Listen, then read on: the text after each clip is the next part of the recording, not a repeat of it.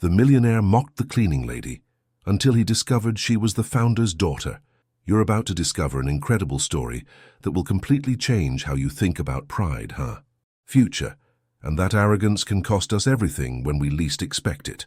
If you're ready for a journey that will challenge your assumptions about success, family legacy, and treating everyone with respect, don't forget to like this video, subscribe to our channel, and hit that notification bell so you never miss stories like this one. Now let's dive into this amazing tale that begins in the gleaming towers of corporate America, where a moment of cruelty is about to reveal a secret that will shake an entire company to its foundation. Chapter 1.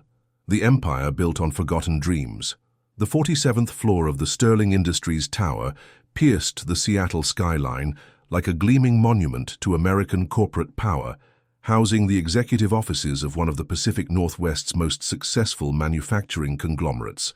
In the mahogany-paneled corner office overlooking Elliott Bay, Marcus Blackwood, 45, surveyed his domain with the satisfaction of someone who had clawed his way to the top through aggressive ambition and ruthless business tactics. Marcus served as Chief Executive Officer of Sterling Industries, a position he had secured 3 years earlier through a carefully orchestrated campaign that combined strategic alliances, financial manipulation, and the systematic elimination of rivals who stood in his way. The company, founded in 1952 by visionary entrepreneur Thomas Sterling, had grown from a small precision manufacturing shop into a $1.8 billion empire that supplied critical components to aerospace, automotive, and defense industries worldwide. What Marcus didn't know was that his rise to power had been built on a foundation of deception and betrayal that was about to crumble in the most spectacular way possible. The Sterling family had trusted him to preserve their father's legacy, but Marcus had spent 3 years methodically restructuring the company to benefit himself while undermining the principles and values that had made Sterling Industries successful. This particular Monday morning found Marcus preparing for the most important board meeting of his career, a presentation that would finalize his plan to sell Sterling Industries to German conglomerate Steinberg International for $2.4 billion. The acquisition would make Marcus incredibly wealthy while destroying the family business that 3 generations of Sterlings had built with their blood, sweat, and innovative vision. The Sterling family had gradually lost control of their company over the past decade, selling shares during financial difficulties and trusting professional managers like Marcus to preserve their father's legacy. Thomas Sterling's 3 children, Robert, Catherine, and Elena, retained significant shareholdings, but had been systematically excluded from operational decisions by a board of directors that Marcus had carefully manipulated to support his agenda. As Marcus reviewed his presentation materials, his assistant Patricia knocked on his office door. "Mr. Blackwood, the janitorial supervisor needs to discuss the cleaning schedule for this evening. There's some kind of staffing issue." Marcus looked up with barely concealed irritation. "Patricia, I don't have time for housekeeping problems. Just tell them to figure it out." "Sir, the supervisor says it's important because of the board meeting tomorrow. Something about security clearances for the executive floor." Marcus sighed with exasperation. The last thing he needed before the most crucial presentation of his career was to be bothered by trivial operational issues that should have been handled by lower-level management. "Fine. Send them in quickly," Marcus said, returning his attention to financial projections that would make him one of the wealthiest executives in the Pacific Northwest. A few minutes later, Patricia returned with an elderly man in custodial uniform who appeared nervous about disturbing the CEO's valuable time. "Mr. Blackwood, this is Roberto Santos, our evening supervisor. He says there's an issue with tonight's cleaning crew." Roberto cleared his throat nervously. "Mr. Blackwood, sir, we have a problem. 2 of our regular cleaning staff called in sick, and the replacement service can't provide workers with the security clearance needed for the executive floor." Marcus barely looked up from his documents. "So find other people. It's cleaning, not rocket science." "Sir, the only person available with proper clearance is Elena Martinez. She's been with the company for 15 years and has all the necessary approvals, but..." "But what?" Marcus demanded, his impatience growing. She usually works days in the lower floors. She's not familiar with executive floor protocols." Marcus waved his hand dismissively. "I don't care if she's familiar with protocols. Just tell her to clean quietly and stay out of everyone's way. The board meeting is tomorrow morning, and everything needs to be perfect. What Marcus didn't realize was that Elena Martinez, 43, was not just another cleaning employee with security clearance. She was Elena Sterling Martinez, the youngest daughter of company founder Thomas Sterling, a woman who had been working in her father's company for 15 years under her married name, while Marcus and the board remained oblivious to her true identity. Eleanor had taken the custodial position shortly after her father's death, when grief and family conflicts had made it impossible for her to participate in the corporate leadership roles that her brothers Robert and Catherine had assumed. She had needed time to process her loss while staying connected to the company that represented her father's life's work, and custodial work had provided her with both solitude and the opportunity to observe the business from a perspective no executive ever experienced. For 15 years, Elena had cleaned offices, maintained facilities, and listened to conversations that revealed the true character of the people running her father's company. She had watched Marcus Blackwood's rise to power with growing alarm, documenting his systematic destruction of employee benefits, his elimination of environmental protection programs, and his gradual transformation of Sterling Industries from a family business that cared about its workers into a profit-maximizing machine that treated employees as disposable resources.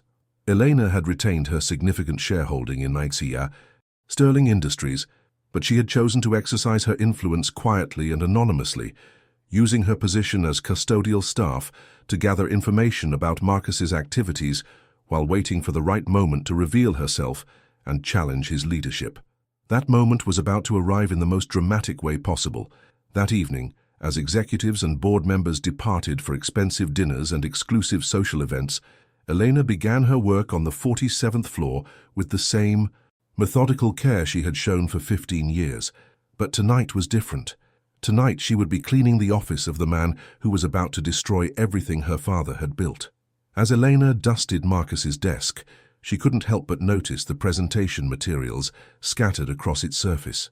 The documents revealed the full scope of Marcus's betrayal, detailed plans for selling Sterling Industries to foreign investors, projections showing massive job cuts following the acquisition, and financial arrangements that would enrich Marcus while devastating the communities that depended on Sterling Industries for employment.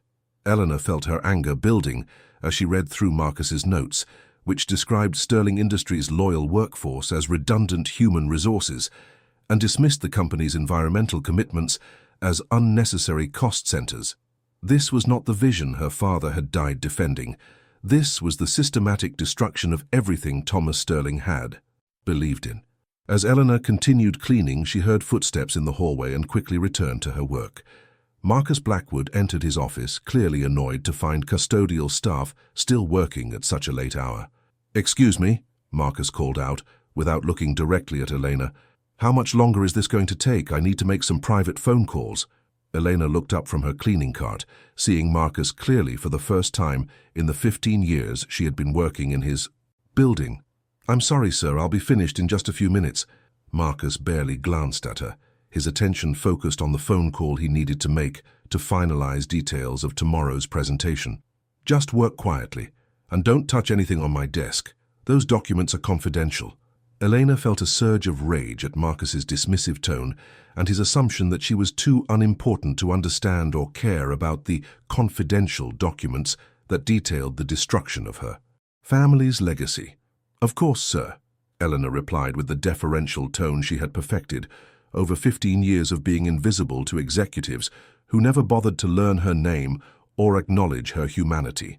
As Marcus made his phone calls, discussing final details of the Sterling Industries sale with the same casual indifference he might show when disposing of old furniture, Eleanor made a decision that would change everything. Tomorrow's board meeting would indeed be memorable, but not for the reasons Marcus expected. The stage was set for a revelation that would shake Sterling Industries to its core, and Marcus had no idea that his arrogance toward the cleaning lady was about to cost him everything. If you're as intrigued as we are by Elena's hidden identity and as appalled by Marcus's callous plans, make sure you've hit that like button and subscribe to our channel, because what happens at tomorrow's board meeting will be absolutely explosive. Chapter 2. The Meeting. That changed everything. The Sterling Industries boardroom buzzed with anticipation as Marcus Blackwood prepared to deliver what he believed would be the most triumphant presentation of his career. The 12 board members, representing various investment groups and institutional shareholders, had gathered to hear Marcus's final proposal for selling the company to Steinberg International, a deal that would generate enormous returns for investors while permanently ending the Sterling family's involvement in their father's business. Marcus stood at the head of the polished conference table, his expensive suit and confident demeanor reflecting 3 years of careful planning that had brought him to this moment of ultimate victory. Behind him, a large screen displayed financial projections showing how the German acquisition would maximize shareholder value while streamlining operations, corporate euphemism for massive layoffs and facility closures. "Gentlemen," Marcus began, his voice carrying the authority of someone accustomed to commanding attention and respect. "Today marks the culmination of our efforts to transform Sterling Industries from a regional family business into a globally competitive enterprise that delivers maximum value to shareholders." What Marcus didn't notice was Eleanor Sterling Martinez entering the boardroom quietly, pushing her cleaning cart with the same invisible efficiency that had allowed her to observe corporate machinations for 15 years. To the board members, she was simply custodial staff, performing routine maintenance during their meeting, a common occurrence that executives typically ignored. "The Steinberg International acquisition represents a 340% return on investment for shareholders who have supported our restructuring efforts," Marcus continued, clicking through slides that showed projected profits built on job eliminations and facility consolidations. "By Q3 of next year, we will have eliminated 2,400 redundant positions and closed 6 underperforming facilities." Board member Patricia Walsh raised her hand. "Marcus, what about the Sterling family's reaction to these changes? They still hold significant shares and have considerable influence in the community." Marcus smiled with cold satisfaction. "The Sterling family has been effectively marginalized from operational decisions. Robert Sterling is focused on his consulting business. Catherine Sterling moved to Europe 5 years ago, and Elena Sterling hasn't been involved with the company since her father's death. They lack the business sophistication to understand modern corporate strategy." Elena felt her heart racing as she heard Marcus casually dismiss her family as irrelevant obstacles to his grand plan. She continued dusting furniture while listening to Marcus describe her father's company as if it were nothing more than assets to be liquidated for maximum profit. "The beauty of this acquisition," Marcus continued, "is that Steinberg will maintain Sterling's brand reputation while eliminating the costly employee benefits and environmental programs that have limited our profitability. We'll preserve the appearance of Thomas Sterling's values while implementing modern efficiency standards." Dr. James Morrison, the longest-serving board member who had worked with Thomas Sterling for over 20 years, looked uncomfortable with Marcus's presentation. "Marcus, I'm concerned about abandoning the principles that made Sterling Industries successful. Thomas Sterling built this company on the idea that treating employees well and protecting the environment were essential to long-term success." Marcus's expression hardened as he faced the one board member who consistently challenged his authority. "Dr. Morrison, with respect, Thomas Sterling's idealistic approach to business belongs to a different era. Today's global marketplace requires pragmatic decisions based on financial performance rather than sentimental attachments to outdated values." Elena stopped dusting and looked directly at Marcus for the first time since entering the boardroom. His casual dismissal of her father's idealistic approach and outdated values had pushed her beyond the limit of what she could endure silently. "Excuse me, Mr. Blackwood," Elena said quietly, her voice cutting through the confident rhythm of Marcus's presentation. Marcus looked annoyed at being interrupted by custodial staff during the most important meeting of his career. "What is it? Can't this wait until after our meeting?" Eleanor set down her cleaning supplies and walked toward the conference table with a dignity and authority that surprised everyone in the room. "Actually, Mr. Blackwood, I think what I have to say is very relevant to your presentation." "Look," Marcus said with barely concealed irritation, "I don't know what cleaning schedule issue you're concerned about, but this is a private board meeting discussing confidential corporate matters." Elena smiled with the quiet confidence of someone who had been waiting 15 years for exactly this moment. "Mr. Blackwood, I'm not here about cleaning schedules. I'm here because you're discussing the sale of my family's company, and I think the board should know who's really making this decision." The boardroom fell silent as Elena's words registered. Marcus stared at her with confusion and growing alarm, while the board members exchanged glances that mixed curiosity with concern. "Your family's company?" Marcus repeated slowly. "What are you talking about?"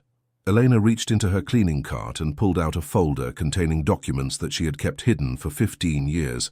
"My name is Elena Sterling Martinez. I'm the youngest daughter of Thomas Sterling, the founder of this company. I've been working here for 15 years, watching you systematically destroy everything my father built." The silence that followed was deafening. Marcus felt his face drain of color, as the implications of Elena's revelation hit him like a physical blow. The cleaning lady he had dismissed and disrespected for years was actually the daughter of the company's founder, a woman whose shareholding and family legacy gave her more authority than he had ever possessed. Dr. Morrison stood up with obvious excitement and respect. "Eleanor, my God, I remember you from your father's memorial service. You've been working here all this time?" "Yes, Dr. Morrison," Eleanor replied warmly. "I needed time to grieve and understand the company from the ground up before deciding how to honor my father's legacy. What I've discovered is that Mr. Blackwood has been systematically betraying everything my father believed in." Marcus tried to regain control of the situation, but his usual commanding presence had evaporated in the face of Elena's shocking revelation. This is highly irregular. Even if you are who you claim to be, this board meeting was properly scheduled and—" "Mr. Blackwood," Elena interrupted with quiet authority, "I own 23% of Sterling Industries stock, inherited directly from my father. As a major shareholder, I have every right to address this board about decisions that affect the company's future."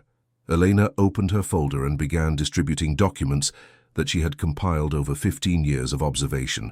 These materials document how Mr. Blackwood has violated the company's founding principles, eliminated employee benefits my father, established and systematically prepared Sterling Industries for acquisition by foreign investors who plan to destroy American jobs. Board member after board member examined Elena's evidence with growing shock and anger. Her documentation revealed that Marcus had been actively working against the interests of employees, communities, and even shareholders in pursuit of personal enrichment through the Steinberg deal. "Eleanor," said Patricia Walsh, "this evidence suggests that Marcus has been deliberately undermining the company's long-term viability to make it more attractive for acquisition. That could constitute a breach of fiduciary duty." Marcus realized that his carefully constructed empire was crumbling around him. The cleaning lady he had mocked and dismissed was revealing herself as the rightful heir to Sterling Industries, a woman whose intimate knowledge of the company and moral authority would destroy all his plans. "This is absurd," Marcus said desperately. "You can't. Seriously consider taking advice from someone who's been working as a janitor for 15 years. Elena looked directly at Marcus with the calm confidence of someone who had found her moment of truth. "Mr. Blackwood, I've been working as a custodian because I wanted to understand this company from every level before claiming my inheritance. What I learned is that the people you've dismissed as unimportant, the cleaners, the maintenance staff, the factory workers, are the ones who truly understand what makes Sterling Industries valuable."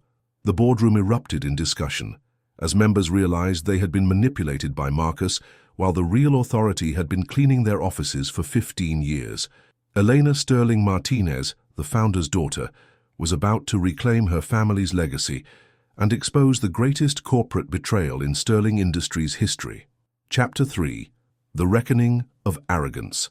The atmosphere in the Sterling Industries boardroom had transformed completely in the 15 minutes since Elena Sterling Martinez had revealed her true identity. Marcus Blackwood, who had entered the meeting as the triumphant CEO about to seal the deal of his career, now stood exposed as a corporate predator whose carefully constructed facade was crumbling under the weight of Elena's devastating documentation. "Elena," said Dr. Morrison, his voice filled with respect and excitement, "your evidence suggests that Marcus has been systematically preparing Sterling Industries for a fire sale while enriching himself at the expense of employees and shareholders. This is exactly the kind of corporate betrayal your father spent his life fighting against. Eleanor nodded gravely as she continued distributing documents that revealed the full scope of Marcus's deception. For 15 years, I've watched Mr. Blackwood eliminate safety programs my father established, cut benefits that protected workers' families, and restructure operations to appear less profitable than they actually are. Board member Patricia Walsh examined Elena's financial analysis with growing alarm. According to this data, Sterling Industries is actually performing 40% better than Marcus's reports have indicated. He's been manipulating financial presentations to make the company appear vulnerable to acquisition. Marcus felt panic rising as he realized that Elena had been documenting his activities with the thoroughness of someone who understood both the company's operations and his personal betrayal of its values. "These accusations are completely unfounded," he said desperately. "Eleanor has no business experience or financial expertise to evaluate corporate decisions." Eleanor smiled with quiet confidence. "Mr. Blackwood, I have a master's degree in business administration from Wharton and 15 years of experience observing this company's operations from every level. While you've been focused on impressing shareholders with presentations, I've been learning how Sterling Industries actually functions." The revelation that Elena possessed advanced business education struck the board like another thunderbolt. Marcus had assumed that the cleaning lady was uneducated and unsophisticated, never imagining that she might be more qualified to run Sterling Industries than he was. "But why work as custodial staff if you have business credentials?" asked board member David Chen. Elena's answer revealed the depth of her commitment to understanding her father's legacy. "After my father died, I was devastated by grief and overwhelmed by family conflicts about the company's future. I needed time to understand what Sterling Industries meant to its employees, its customers, and the communities it served before claiming any leadership role." She paused, looking directly at Marcus. "What I discovered is that my father's values weren't just idealistic sentiment. They were practical business strategies that created loyalty, innovation, and sustainable profitability. Mr. Blackwood has been systematically destroying the very principles that made Sterling Industries successful." Elena pulled out another set of documents that would prove even more damaging to Marcus's credibility. These are employee satisfaction surveys, customer feedback reports, and community impact studies that show how Mr. Blackwood's efficiency improvements have actually damaged the company's reputation and long-term prospects. The evidence was overwhelming. Eleanor had documented how Marcus's cost-cutting measures had led to quality problems that alienated long-time customers, how his elimination of training programs had reduced innovation and productivity, and how his attack on employee benefits had destroyed the workplace culture that had made Sterling Industries an industry leader. "Mr. Blackwood," said Dr. Morrison, his voice cold with anger, "it appears that you've been systematically weakening Sterling Industries while presenting yourself as a successful reformer. This documentation suggests deliberate fraud designed to benefit yourself and Steinberg International at the expense of shareholders." Marcus realized that his position was becoming untenable, but he made one final, desperate attempt to discredit Elena's revelations. "Even if Eleanor is who she claims to be, she's been absent from corporate leadership for 15 years. She lacks the experience to understand modern business realities." Elena's response revealed the sophisticated understanding she had, developed through years of careful observation. "Mr. Blackwood, I've spent 15 years watching you make decisions that prioritized short-term financial gains over long-term sustainability. I've seen how your modern business realities have damaged relationships with suppliers, alienated customers, and demoralized employees." She walked to the whiteboard and began sketching organizational charts that demonstrated her intimate knowledge of Sterling Industries' operations. "While you've been focused on quarterly reports and acquisition strategies, I've been learning how this company actually creates value. I know which employees drive innovation, which customer relationships generate long-term profits, and which community partnerships provide competitive advantages." The board members watched in amazement as Elena displayed operational knowledge that far exceeded Marcus's superficial financial presentations. Her understanding of Sterling Industries was comprehensive and detailed in ways that could only come from years of direct observation and genuine care for the company's mission. "Elena," said Patricia Walsh, "what would you propose as an alternative to the Steinberg acquisition?" Elena had been preparing for this question for 15 years.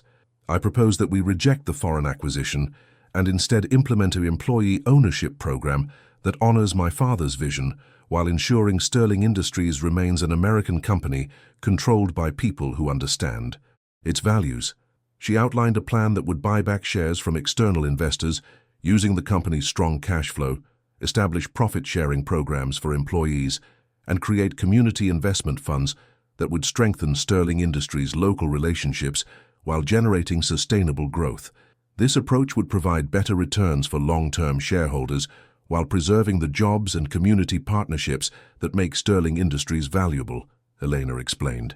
"Instead of selling our success to foreign buyers, we would build on my father's foundation to create even greater prosperity for everyone involved."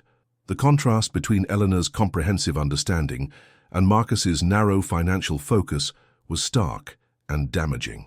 Board members began to realize that they had been supporting a CEO whose vision would destroy the very qualities that made Sterling Industries worth acquiring.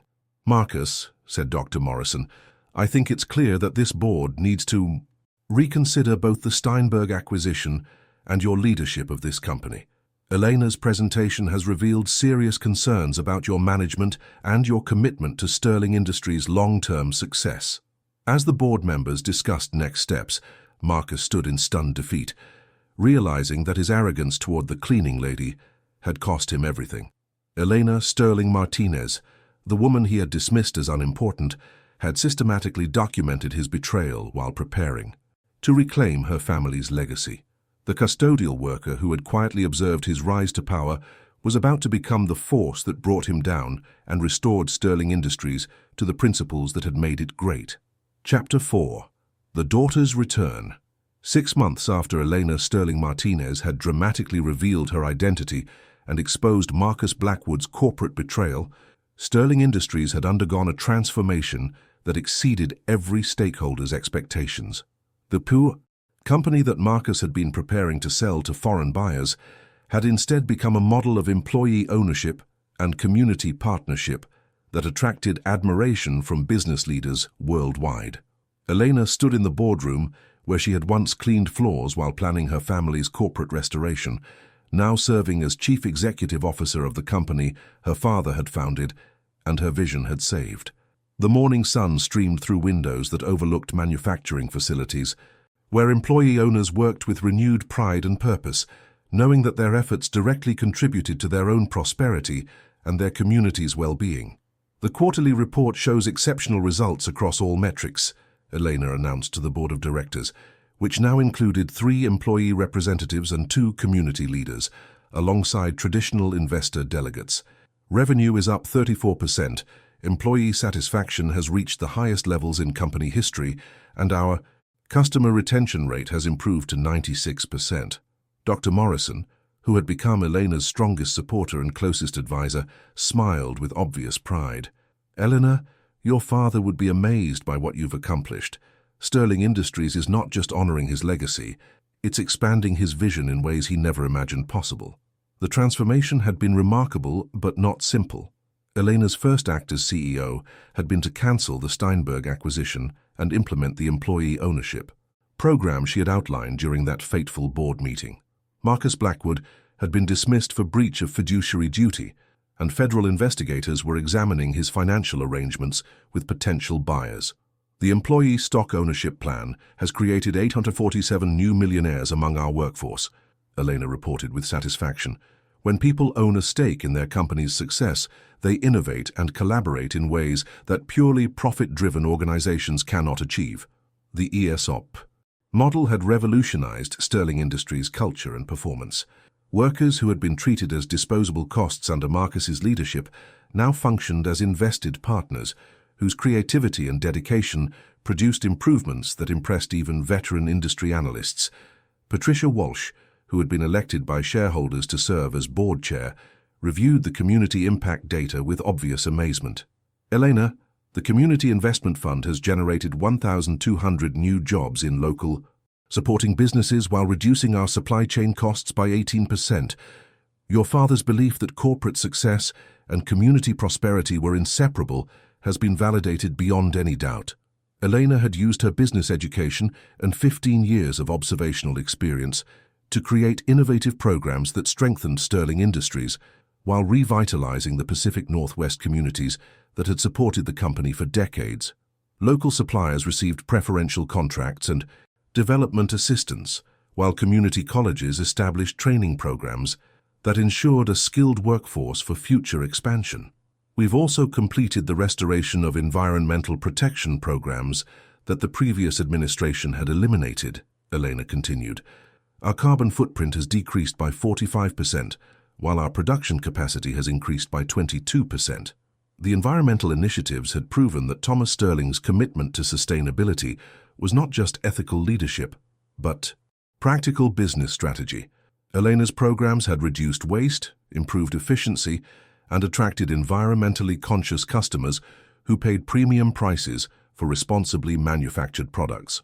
During the meeting's afternoon session, Elena introduced a special guest who represented the human impact of her company's transformation. Maria Rodriguez, a former custodial worker who had been promoted to Director of Quality Assurance through the new employee development programs, addressed the board about her experience. 3 years ago, I was cleaning the same offices where I now lead quality improvement initiatives, Maria said. Elena's leadership has shown us that everyone in this company has valuable knowledge and potential for growth. Elena had implemented comprehensive programs that identified and developed talent throughout Sterling Industries, regardless of employees' current positions or educational backgrounds. Former maintenance workers had become supervisors, administrative assistants had earned engineering degrees with company support, and custodial staff had moved into management roles based on demonstrated capability rather than formal credentials. The most powerful aspect of Elena's leadership, Maria continued, is her understanding that intelligence and dedication exist at every level of our organization. She learned that lesson during her 15 years of working alongside people whose contributions were never recognized by previous management. After the board meeting, Elena walked through Sterling Industries' manufacturing facilities, greeting employees by name and discussing improvement suggestions with the expertise of someone who understood operations from every perspective. Her years of custodial work had given her insights into how the company actually functioned that no traditional executive training could have provided. Elena, said Roberto Santos, the evening custodial supervisor who had unknowingly introduced her to Marcus Blackwood, I still can't believe you were Thomas Sterling's daughter all those years. You never acted like you were better than the rest of us. Elena smiled. Roberto, working with you and the rest of the team taught me more about leadership than any business school course. My father always said that the best executives understand their companies from the ground up. The transformation had attracted international attention. Elena had been invited to speak at business conferences worldwide about employee ownership, community partnership, and the practical benefits of values-based leadership. Harvard Business School was developing case studies about Sterling Industries' transition from corporate predator to community partner. The most satisfying part of our success, Elena told Roberto as they walked past workers who owned shares in their own productivity, is proving that my father's vision wasn't naive idealism. It was sophisticated business strategy that creates sustainable prosperity for everyone involved. That evening, Eleanor stood in her father's former office, which she had restored to reflect his values while adapting his vision for modern challenges. The room displayed awards for community service, environmental leadership, and employee satisfaction alongside the financial metrics that demonstrated how ethical business practices produced superior long-term results. A photograph of Thomas Sterling occupied a prominent place on Elena's desk, reminding her daily that his principles had guided her transformation from grieving daughter to visionary leader. Her years of apparent invisibility had prepared her for the moment when she could reclaim his legacy and prove that treating people with dignity and respect was not just morally right but economically superior. Marcus Blackwood's mockery of the cleaning lady had revealed his fundamental misunderstanding of where real value originated. Elena's journey from custodial worker to CEO had demonstrated that wisdom, leadership, and business insight could emerge from any background when nurtured by authentic commitment to serving others. Most importantly, Elena had proven that her father's dream of a company that enriched everyone it touched was not only possible but profitable. Sterling Industries had become living proof that the most successful businesses were those that recognized the human potential existing at every level of their organizations. The story of Elena Sterling. Martinez and Marcus Blackwood reminds us that true leadership comes from understanding and serving others, not from accumulating power over them. Elena's incredible journey from hidden heiress to visionary CEO shows us that the most profound insights often come from experiencing life from multiple perspectives, and that treating everyone with respect isn't just morally right, it's strategically smart. Her transformation of Sterling Industries proves that companies succeed when they honor human dignity and community partnership rather than pursuing profit at any cost. If this story opened your eyes to the importance of treating everyone with respect regardless of their position and inspired you to look for hidden potential in unexpected places, please like this video to help us share this crucial message about true leadership and human dignity. Subscribe to our channel for more incredible stories about justice, transformation, and the power of recognizing worth in everyone. And don't forget to hit that notification bell so you never miss content that could change how you see success and leadership. Have you ever encountered someone whose true capabilities or background surprised you? Share your story in the comments below. And remember, the person you dismiss today might be the one who determines your future tomorrow.